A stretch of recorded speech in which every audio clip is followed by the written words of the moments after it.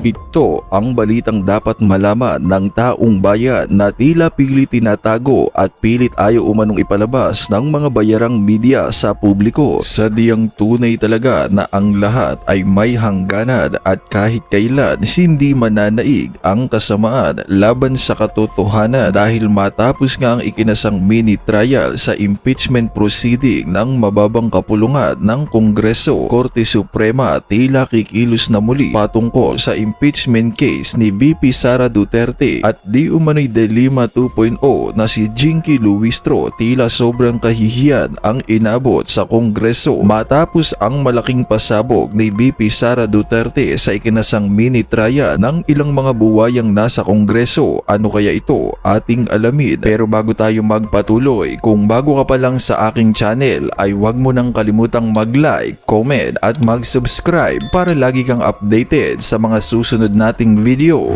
Tila sobrang kahihiyan umano ang inabot ng Kamara sa ikinasang mini trial o impeachment hearing laban kay VP Sara Duterte matapos nga itong hindi sumipot sa naturang pagdinig na siyang pinangungunahan ni Jinky Luistro. Kaya tila nabulilyaso umano ang mga plano nito dahil wala nga itong napala sa naturang pagdinig. Ayon pa nga sa kumpirmadong balita, source online, Korte Suprema pinakukomento ang Kamara sa petisyon ni VP Sara. Naglabas ng mahalagang hakbang ang Korte Suprema kaugnay ng petisyong inihain ni VP Sara Duterte laban sa nagpapatuloy na impeachment proceeding sa House Committee on Justice. Ayon sa opisyal na press briefer ng Korte Suprema, pinagsama ang mga kasong inihain ni Atty. Israelito Torion at VP Sara Duterte at inutusan ang mga respondent kabilang ang Kamara na magsumite ng kanilang komento sa loob ng 10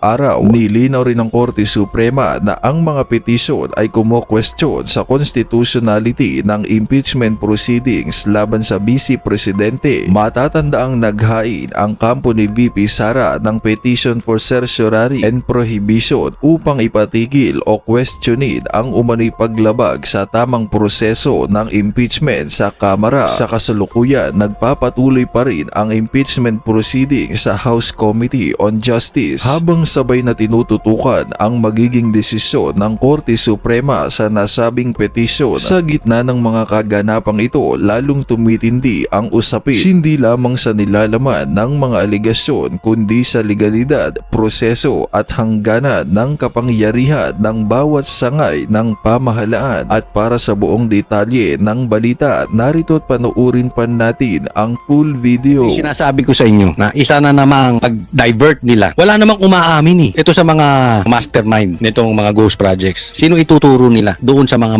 Duterte? Ito po. Anakit butas na, diversion na nila, tapos kalaban pa sa politika. Kalaban. O, dyan sa kanilang lugar. Tingnan po natin. Emil, sa huling araw ng bail hearing para sa malversation case si dating Senador Bong Revilla, sinabi ng tumayong testigo na si dating DPWH Undersecretary Roberto Bernardo na si Revilla mismo ang lumapit sa kanya para humingi ng kickback. Base sa testimonya ni dating DPWH Undersecretary Roberto Bernardo, si dating Senador Bong Revilla ang umano'y pasimuno ng paghingi ng commitment o kickback para sa umano'y Ghost Flood Control Project sa Pandi, Bulacan. Kapal ng mukha nito, no? Si Bong Revilla pa. Eh, ikaw yung magnanakaw. Tatandaan po natin, ha? Paiba-iba sa laysay nito. Paiba-iba po. Una, siya daw ang nagbibigay kay Bong Revilla ng pera. Tapos sumusunod na yung driver niya. Of course, sasabihin ng driver mo yan. Susunod sa'yo yan eh. Di ba paiba-iba? Pero yung ibang testigo, hindi nila makonek yung pera, yung sinasabing humihingi ng kickback, hindi nila maikonek kay Bong Revilla. Tingnan nyo po yung 18 Marines, sila naghahatid ng maleta. Ang dami nilang ebidensya. Eh, ito walang ebidensya, oh. Sinabi yan ni Bernardo sa kanyang pagharap sa bail hearing ni Revilla sa Sandigan Bayan 3rd Division para sa kasong malversation.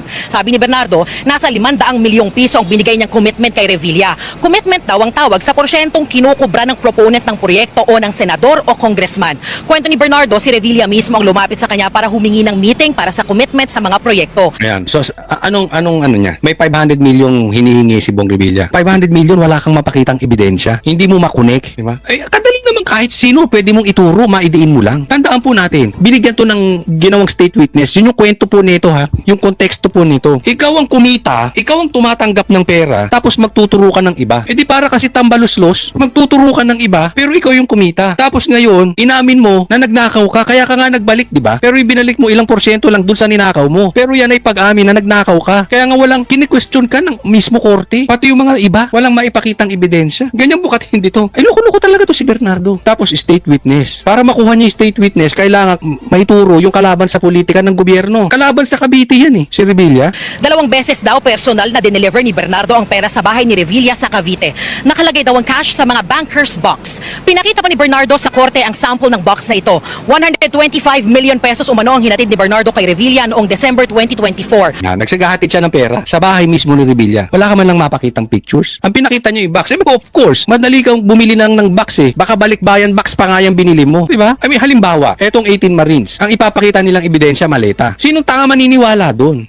Yung 18 Marines, ang daming pictures na hawak. Wala ka man lang picture. Yung picture, naniniwala ako kung nilabas ng mga 18 Marines. Pero kung ilalabas nila maleta, bakit hawak mo yung maleta? Sabi mo, ibinigay mo. So, ano ang ibig sabihin? Binigyan mo ng box na may lamang pera si Bong Revilla, tapos kinuha yung pera, binalik pa yung box sa'yo? Gago ka. Ba't mo hawak yung box? Wala ka ng ebidensya, hawak mo pa yung box. Tangatan talaga to. Alam nyo, kaya ako inis na inis dito Tingnan nyo to, mga kababayan. Ito ang nagpahirap sa Pilipinas. Tapos, magtuturo ng iba, siya hayahayang buhay. Yung pera natin, pera ko, pera nyo, ninakaw niya. Tapos, lulusot siya. Magbabalik lang ng kaperanggot. Hindi na siya mademanda kasi state witness. Ginawang state witness. Parang, halimbawa, meron kang kaibigang pinatay. Yung pumatay, magtuturo ng iba. Matutuwa ka ba yung kaibigan mo pinatay? Tapos yung pumatay laya. Kaya nabubuisit ako rito. At alam naman natin, ito isang pantatakip na naman. Isang diversion to. Huwag tayong papaloko rito kay Bernardo. Ito, ang arkitekto nitong nakawan dito. Diba? Pati yung pagiging state witness ng mga kasama niya, medyo 125 million pesos din daw sa isa pang delivery noong March 2025. Bukod dyan, may isa pang delivery kay Revilla ng 250 million pesos na halaga ng commitment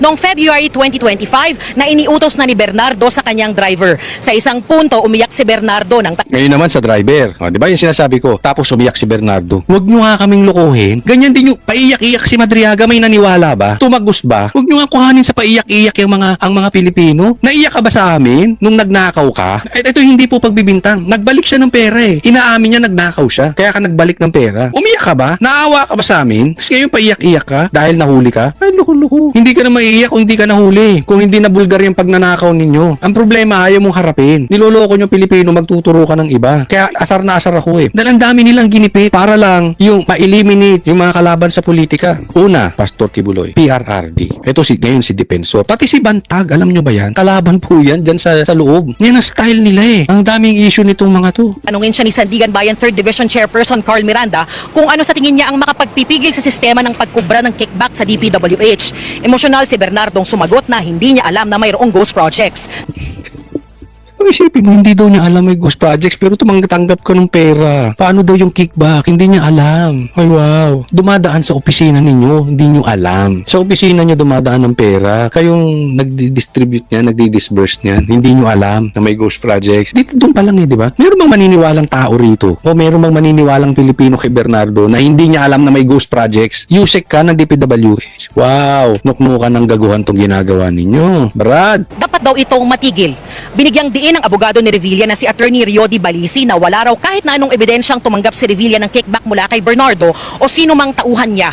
Pagpapatunay daw na inosente ang kanyang kliyente. Dumalo sa pagdinig si Revilla at kanyang pamilya. Matipid ang kanyang sagot ng tanungin ng komento. Narito po ang pahayag ng dating senador.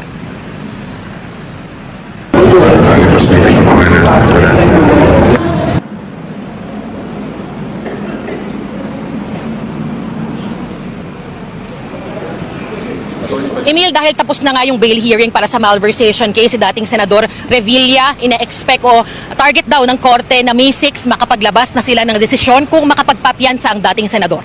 Yan. Alam mo, dapat makapagpiyansa. Sa akin lang dapat makapagpiyansa to si Bong Revilla. Well, yan ang style Ang problema, nakakatakot na baka hindi bibigyan. Sinasadya nila yan. Sinasadya nila na yung ikakaso doon sa mga kalaban sa politika, yung hindi nga makakapagpiyansa. Same thing. PRRD, Pastor Kibuloy, ito rin. Yung isusunod pa yung mag-anak ni Defensor. Tingnan po natin itong sinabi ng abogado. Mismo itong sinabi ng abogado nila. Ito po, tingnan natin. Keep on repeating to you guys from the time that this fiasco happened to the time that he was charged, to the time that he surrendered, to the time that we started the bail hearing, and now culmination, last day ng bail hearing. Ano ang sinasabi namin ever since? Walang ebidensya na makakapag-link kay Senator Bong Revilla.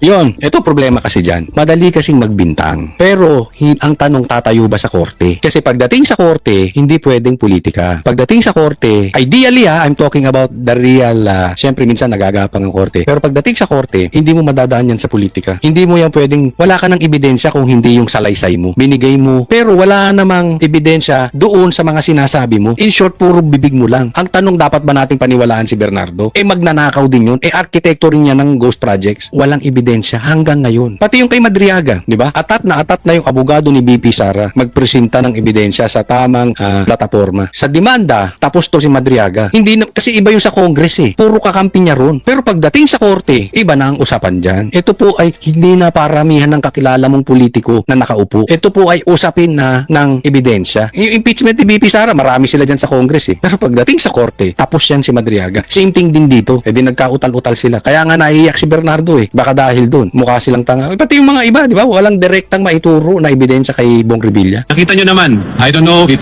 it's your opinion, it's my opinion, we may differ. But as far as the defense is concerned, ito lang masasabi ko, yung principal witness against Senator Revilla, nag-self-destruct. Yun, yung principal witness na si Bernardo nag-self-destruct. Paano nga sinungaling? Paano tatayo yung mga sinasabi niya? Iba sa Senate, di ba? May kakampi siya ron. Kakampi pa niya dyan yung kalaban sa politika ni Revilla. Kilala nyo naman kung sino. Kaya naman, alam mo, ang dinig ko po dito ito si Bernardo, magsasauli ng 1 billion pesos. Pero ang nasasauli pa lang kalahating bilyon. Di umano. Isipin niyo yan. Paano hindi magbabaha sa Pilipinas kung ganyan? Di ba? Ang sobrang daw to isa o siya ang pinakamayamang USEC sa Pilipinas. Dapat yan ang check-in yung salin. May mga condominium daw yan, lalagyan lang ng pera. Bili ng bahay dito, doon. Di ako nagtatanong lang marami raw karelasyon to. Di ba totoo yan, Bernardo? Marami kang karelasyon na binahay, may bahay. Bibili mo rito, dyan, doon, kung saan-saan. Ba, matindi ka. Tapos alam mo pasikot-sikot dyan, tapos hindi mo alam na may ghost projects. Condominium, tambakan lang ng pera. Ang lupit. Kasi it's a fact. Kung mangangako ka magbibigay ka ng 1 billion, ibig sabihin, ang laki talaga ng nakuha mo. Of course, hindi mo ibabalik lahat. Realidad, magtitira ka sa'yo. Ang ibabalik mo dyan, baka 10% lang. So, ibig sabihin, ganun kalaki ang nanakaw. And ang panawagan namin is intayin nila kami. Intayin nila na kami naman ang magpresenta ng aming ebidensya para pabulaanan lahat ng mga lumalabas ngayon laban sa ating Vice Presidente. Well, the defense team is not here to lose, hindi ba? So, binuo kami, we only have one target. It's not just to win, but actually to show the general public and the people of the Philippines na walang katiwalian, na walang katotohanan sa mga ikangay katiwalian na binabato sa ating Vice Presidente. And when we talk about vindication, last year, diba, tinatanong kami, do you feel vindicated with the Supreme Court decision? Kami mismo nag-admit na hindi kasi wala pa tayo sa merits. So maybe only that time will the Vice President feel vindicated, no? And that's what we're here for. We're here to protect the rights of our client, and we're here to show the evidence, to present the evidence, to test the evidence of the prosecution, and to show the Filipino people na hindi korap ang ating Vice Presidente at walang katiwaliang ginawa ang ating Vice Presidente sa kanyang termino. If it does go to trial, let's wait for the trial. Hintayin na lang kami mag-cross-examine so we can unmask, all these witnesses against the Vice President and show you kung ano ba talaga ang nangyari dito sa mga aligasyon na ito. Good afternoon po. Kahapon po lumabas din sa hearing na di umano nakatanggap ng pera si VP Sara and her relatives from a certain Samuel Uy na allegedly ay isa pong drug lord. Comment ko lang po dito. And does she know Samuel Uy?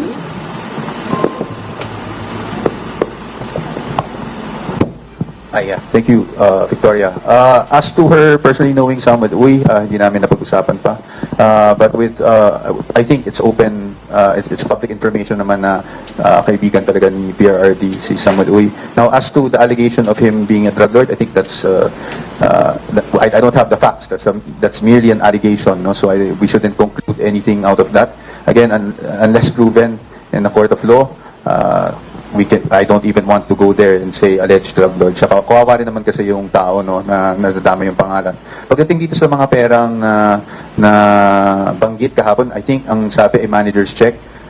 We have to note that ang nakasabi lang naman is a manager's check was allegedly parang nagpagawa ng manager's check, allegedly si Sammy Uy, wherein the recipients are the Vice President and ganito and who else. So, yun lang yung nakasulat no? Wala naman dun anything na natanggap talaga nila. And as you know, the Vice President already issued a statement denying that she had received any of these amounts of money that were presented yesterday. Now, again, we don't want to get into the details, but those checks, we're confident that we will be able to clarify everything and show the public kung ano talaga yung nangyari sa checks and kung meron man talaga, no, pagdating ng trial.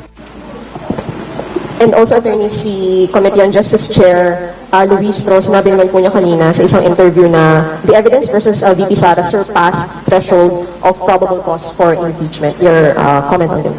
Well, I guess, again, with all due respect to Chairperson Luis Tro, no, I don't want to be debating with her, but it's being the chairperson of the Committee on Justice, sabi nila, yan nga ang trabaho nila, mag-determine ng probable cause with that statement. So I guess we know what her position is. So then they put it to a vote. Again, nasa kanila naman yan, yung determination ng probable cause. If it so happens that talagang magkaroon ng determination of probable cause, is given to plenary and transmitted, we will not anymore debate on what they did there, but we will just face them in the Senate. Of course, without waiving the petition that we filed before the Supreme Court regarding what we see as constitutional infirmities dito sa mga proceedings na ito. Next is Mr. Jason Biblico, SMNI. Hello, attorneys. Jason po ng SMNI. Sir, first question, dahil under po sa AMLA, banks are under po sa Section 9 ng AMLA, it provides po that SDRs and CDRs shall not be disclosed and are protected from public release. And this confidentiality po is reinforced by the bank secrecy law and related financial privacy laws. So, babalikan ko lang yung tanong, sir. Posible po bang may nalabag na batas ang AMLA at ang House Committee on Justice sa paglalagdag po ng bank accounts ni VP Sara Duterte and Attorney Mans Carpio, and posible po ba na dadalhin rin po ninyo ang usapin na ito sa Korte Suprema if may nakita po kayong paglabag sa constitutional rights ni VP Sara? I think you said it yourself, no? Kung yun yung nilalaman ng batas, malinaw naman yung sinasabi ng batas, that those information are strictly confidential, cannot be disclosed, hindi ba? But we've seen otherwise from what happened before the committee hearing yesterday. Now, as to any actions that we plan to take or the personalities involved plan to take, that's something that I hope you understand we will not be able to disclose at this point. Yeah, but, just to add on, and just to emphasize, we are fully aware. In fact, that Section 8A, if I'm not mistaken, of the law as amended. Sir, second question, ano po ang panawagan po ninyo sa public? Kasi parang ang lumalabas po na lahat po ng mga sinasabi doon sa House Committee on Justice ay parang tinatanggap na katotohanan ng iilan. So ano po ang panawagan ninyo sa publiko sa gitna po ng usapin ngayon involving the Vice President? Siguro simple lang po talaga ang panawagan namin. No? Let's just be cautious doon sa mga lumalabas without saying that they're false, because that's really not my point. I'm not saying false yung mga lumalabas. All I'm saying is we have to be cautious, especially with the way things are being presented. And ang panawagan namin is hintayin nila kami. Hintayin nila na kami naman ang magpresenta ng aming ebidensya para pabulaanan lahat ng mga lumalabas ngayon laban sa ating Vice Presidente. Sir, pahabol last question kasi sinabi po ni Vice President Sara dun sa kanyang statement na isa sa mga nasa likod ng mga parada ng former Senator Trillanes is the sitting President. So, may magiging hakbang po ba ang defense team laban po sa Pangulo? I don't think we're I don't think we're at liberty to discuss things like that because we're just limited to the impeachment proceedings. So sa atin, di kami magkokomento anything outside, especially of course if it relates to the President. Wala po kaming kinalaman diyan. Kami po ay dito lang po kami sa impeachment nakafocus. Ms. Ninfa Ravelo, PZW. Good afternoon po, attorneys. Question ko po una, sasagutin niyo ba o hindi na talaga sasagutin o i-refute yung pong mga lumabas na allegations sa House? Sasagutin po sa impeachment court. Doon po natin sasagutin lahat yon. Doon po naman ang tamang forum kung saan namin masasagot lahat ng yon. So, wala at all po, hindi na kayo magsasagot ng any pleadings or any manifestation sa House Committee on Justice? We have to wait for developments. No, we cannot say that we will not submit any manifestation whatsoever. But you have to remember that the main petition before the Supreme Court is really questioning the jurisdiction as to the nature of the proceedings that are being conducted. Again, hindi namin kino-question ang power of the House to initiate impeachment proceedings. I think that's very clear under the Constitution. We don't want to even try to blur that line. I mean, admittedly, they have the sole power to initiate. Ang question lang po namin ay jurisdiction in terms of conducting this type of committee hearings. And then, di ba isa doon sa reason po ng inyong pagdulog sa Supreme Court yung sinasabi na mini-trial na yung nangyayari?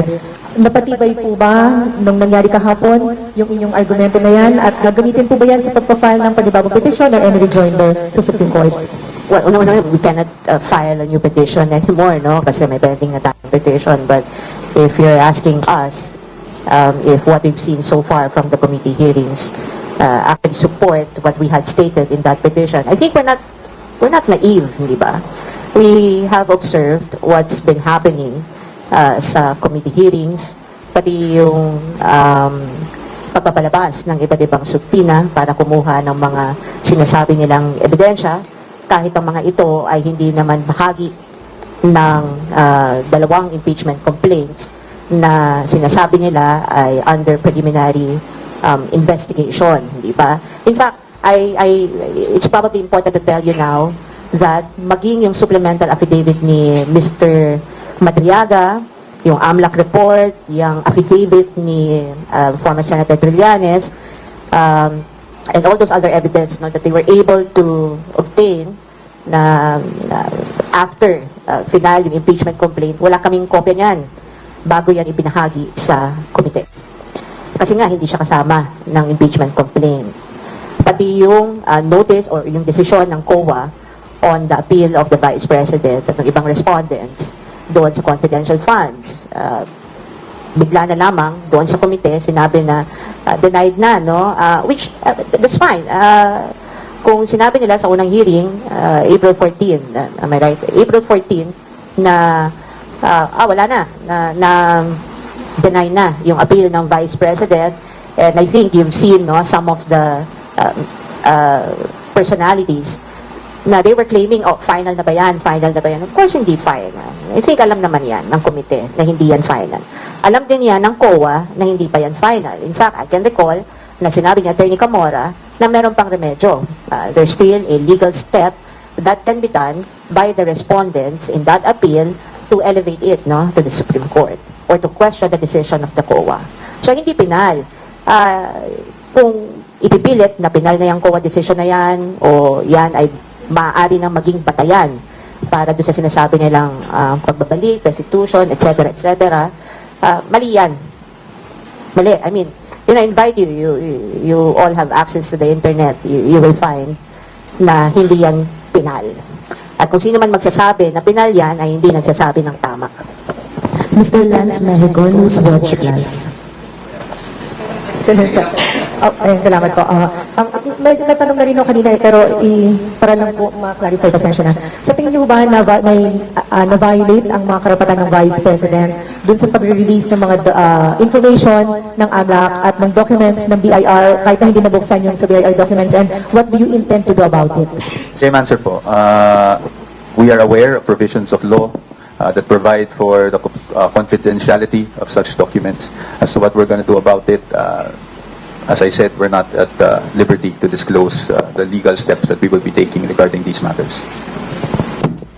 Mr. Lance Mexico, News Watch. Good afternoon, sir. So, kanina po you've also explained kahit hindi masyadong detalyado na dun sa 6.7, it's probably aggregated, etc. Perhaps, sir, without going into detail lang din, what's the simple explanation dun po sa wala daw cash on bank and in hand si VP Sara from 2019 to 2024, and yung 3 years doon at least ay sakop ng kaniyang termino bilang Vice President? Opo. Thank you for that question, Sir Lance. No, I guess the simple explanation in consultation with, of course, the client, because is she disclosed. No? I can understand na the confusion. Kasi accurate naman sinasabi, walang line item ng cash in bank. Accurate naman yun. No? But what I'm saying is she disclosed because it was all lumped under yung others. No? Kasi sa personal items, kung makita nyo dun sa SALN, nakasulat dun vehicles, others. Ganyan. So yung cash in bank, kasama siya dun sa others. So she disclosed. No? Yung walang sinasabi dun na wala siyang cash in bank. Nakalump lang siya sa others. Okay. Thank you, sir. But I just wanted to clarify kasi baka sabihin parang sinasabi naming mali o sinungaling yung mga House members yesterday. Hindi naman po, kasi ang sinasabi naman nila is walang line item ng cash in bank. So now we're just clarifying upon consultation with our client na she disclosed all of those actually. It was just lumped under others or I think various, one of those things. Alright, thank you po for the explanation. Yung isa ko naman pong tanong, you've mentioned sir no, na, and si ma'am, sabi niyo hintayin na lang yung publiko na dun sa detailed answer kapag dumating tayo sa trial. But sir, siguro just in the scenario na walang probable cause or there's no trial na mangyayari sa Senate even though may mga nagsasabi ng mambabatas na may probable cause to move the impeachment proceedings or move the impeachment case, can the public still expect a detailed answer on these allegations and these financial records kahit po walang trial? Wala pa kasi tayo doon, so napakahirap sumagot. But this is partly also why we're here, diba? Because we all realize this is both a political and legal exercise, diba? It's a sui generis matter. Kaya nga, kahit kami, sa totoo lang, ayaw namin nagpapa-interview. In fact, ako, tinatry talaga ako although kailangan, nagtatry akong umiwas sa inyo.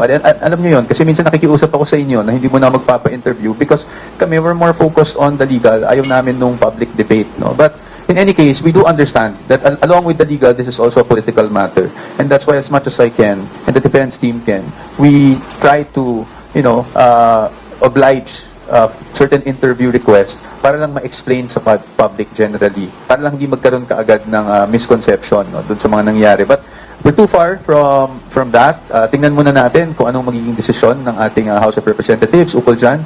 At kung magkaroon man ng, you never know, sabi nga ng Senate, they will start diba, the trial forthwith kaagad pag umabot sa kanila itong articles of impeachment. So, pinaghahandaan talaga ng defense team yun sa ngayon.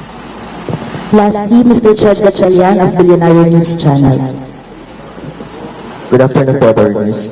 Meron one more hearing pa sa April 29. Ang topic na pag-uusapan is please scrutinize yung alleged evidences, threats umano ni VP, kay PBBM, kay First Lady of former Hospital Romualdez. Ano po yung expectations ninyo dun sa hearing na gaganapin? And so far, kahit wala kayong presentation of evidences, ano ba yung overall stance ng defense team with that issue? Well, actually, the issue of grave threat is pending litigation. It's nasa DOJ yan, no? So we have already submitted our defenses there. Pagdating naman sa expectation namin sa hearing, honestly, mas maganda siguro itanong na lang sa members ng Justice Committee kasi kami, wala talaga kaming alam, no? Kung ano yung mangyayari that day. Kami lang, handa lang, meron na kaming posisyon on the grave threat issue. At obviously, we cannot disclose that as of the moment. But you will see our position if ever this goes up to the Senate. I think malinaw naman na sa amin na kaya naming depensahan ng Vice Presidente ukol dyan sa nangyari yan. Kaya naman anong masasabi mo sa balitang ito? Kung mayroon kang hinaing at komento ay mag-comment ka lamang sa ibaba ng videong ito. Maraming salamat!